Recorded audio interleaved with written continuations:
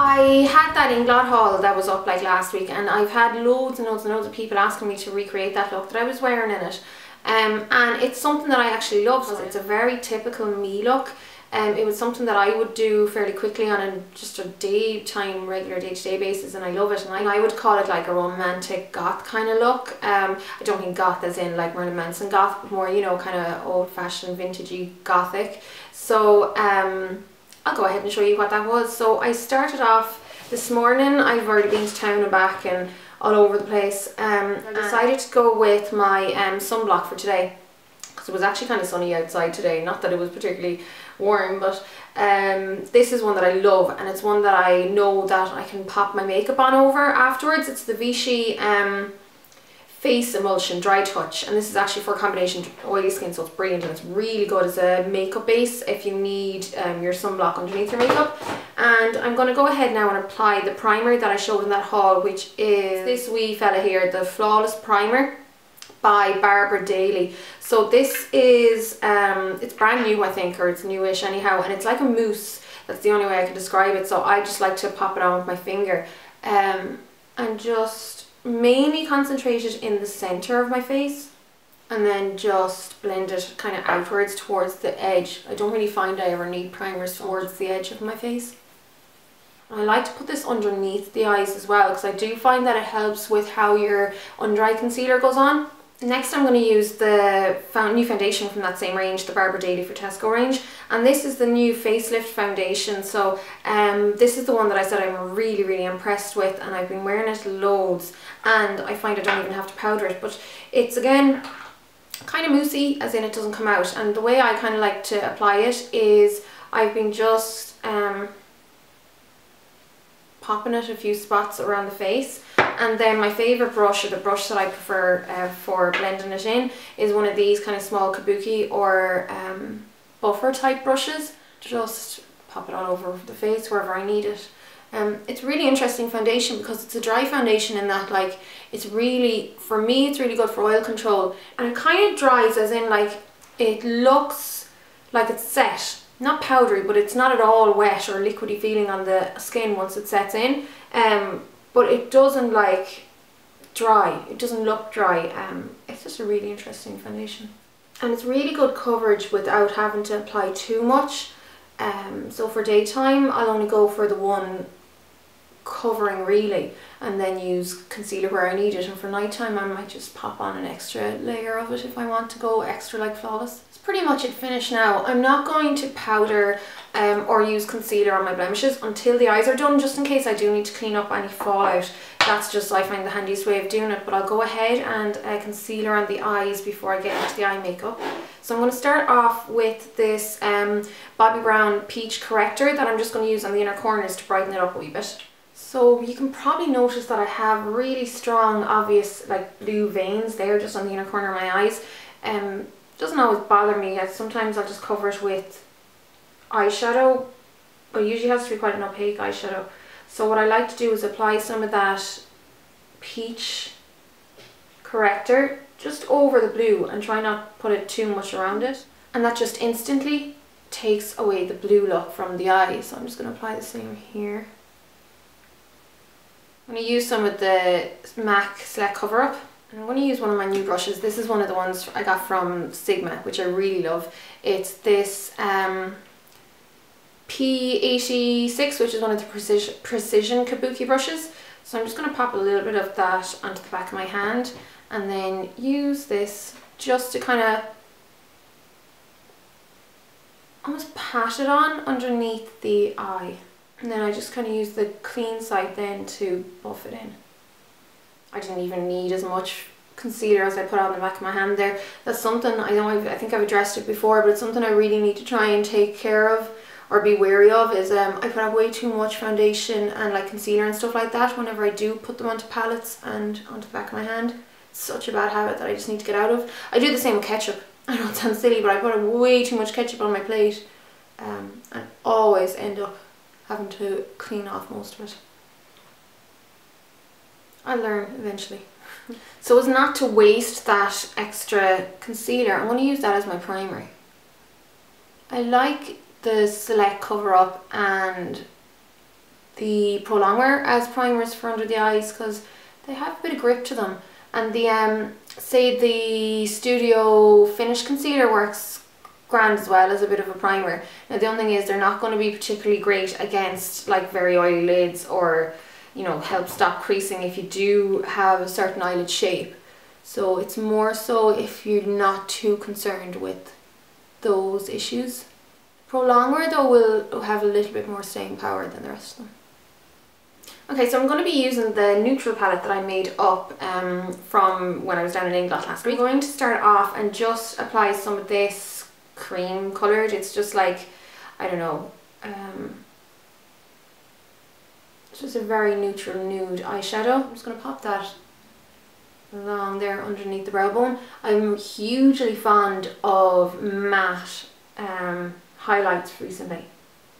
I mean, I know you wouldn't really call that a highlight because it's not much lighter than my skin, but when I do go for highlights, I like them to be matte lately, just for daytime especially. Now for my main lid, I'm going to go for this lovely red based chocolate brown. I really like this. Again, on my blog you'll find the number, but these mattes are so smooth. I'm just in love with them. I have like I'm going to say like 4.5 ink blot palettes now. So I have 4 of the 10 palettes and I have 1 of the 5 round one that my friend Heather sent me, and I just want to keep getting more. I absolutely love them. And I'm only really just bringing this teeny tiny bit above the crease because I will be blending it out with one of the lighter colours there in a wee sec. So if you wanted the like MAC equivalent of this colour, it would be handwritten pretty much, or maybe brown down, handwritten brown down, that kind of thing, somewhere in between those two.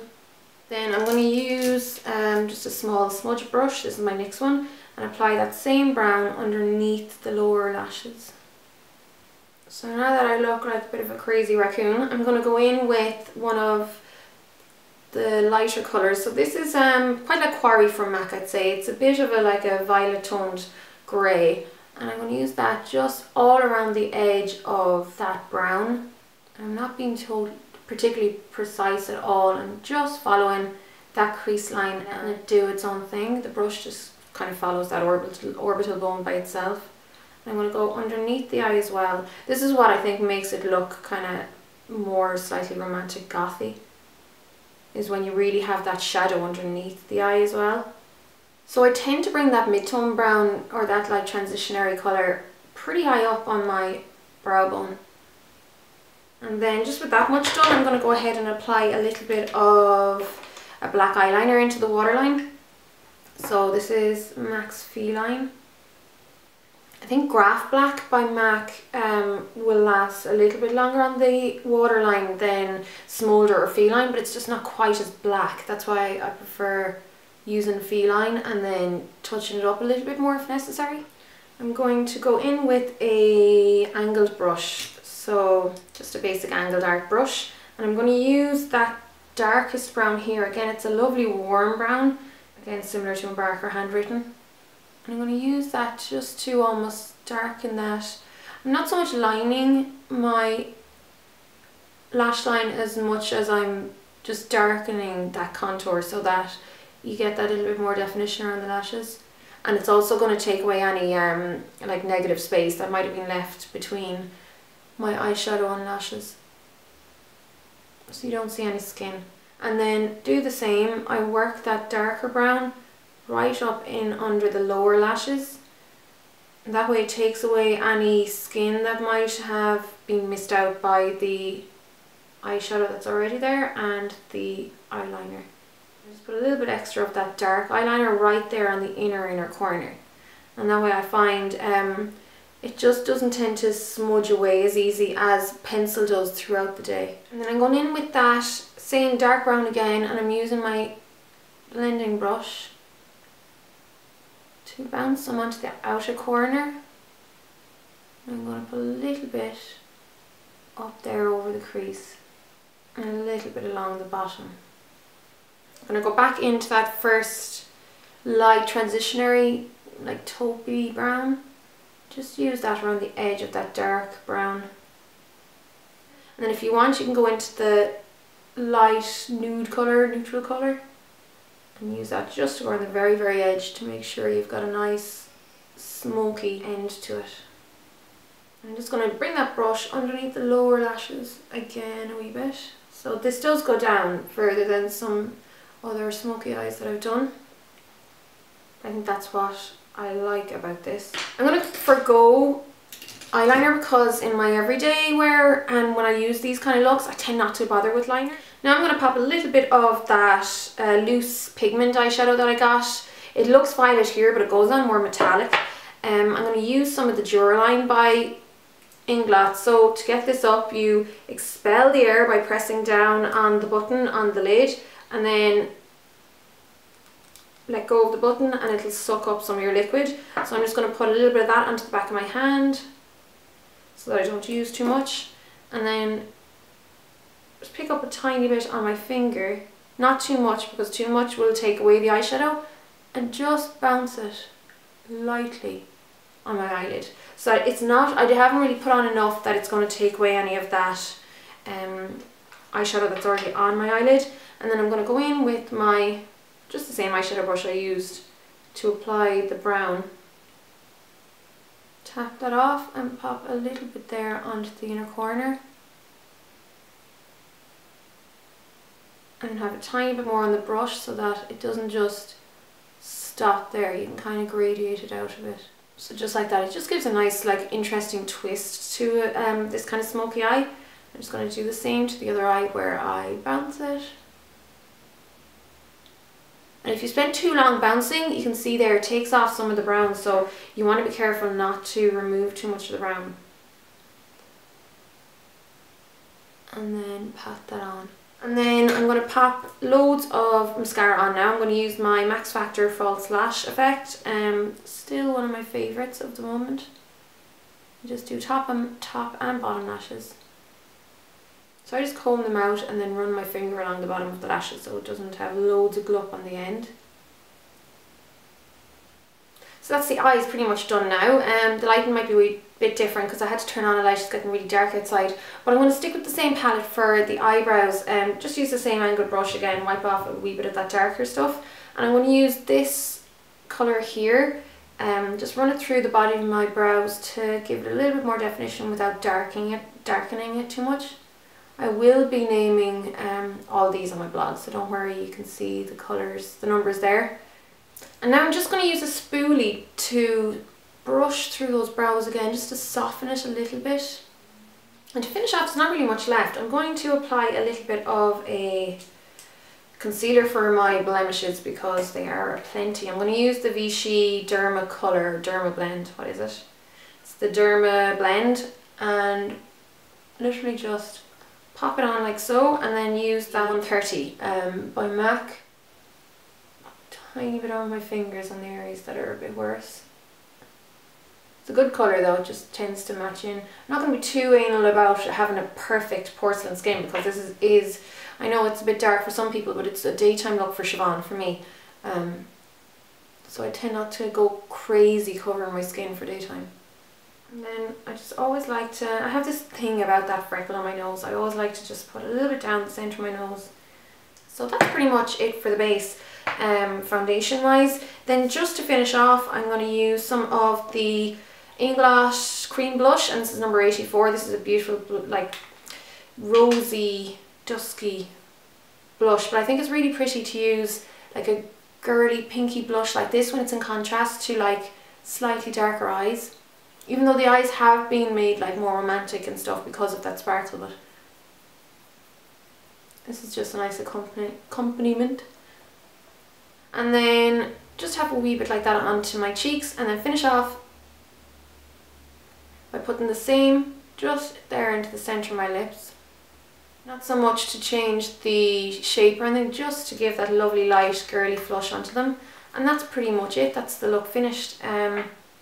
Really simple with, you know, if you take out all my yabbering, it wouldn't take that long at all. And it's one that I would wear quite a lot, so yeah, so that's it finished, that I prefer, and it's a real Siobhán look, like I said at the start of the tutorial, and it's one that I find so easy and all Inglot products are really affordable, which I think is brilliant as well, and so is the Barbara Daily stuff. So it's a pretty inexpensive makeup look as well, if you think about it that way. So I hope you like it, guys. Thanks a million for watching, and as always, just go to LetzMakeup.com. There'll be a link below, and you'll see like pictures of the look and all the products used listed on my blog. So in the meantime, thanks a million. So long, guys. Take care.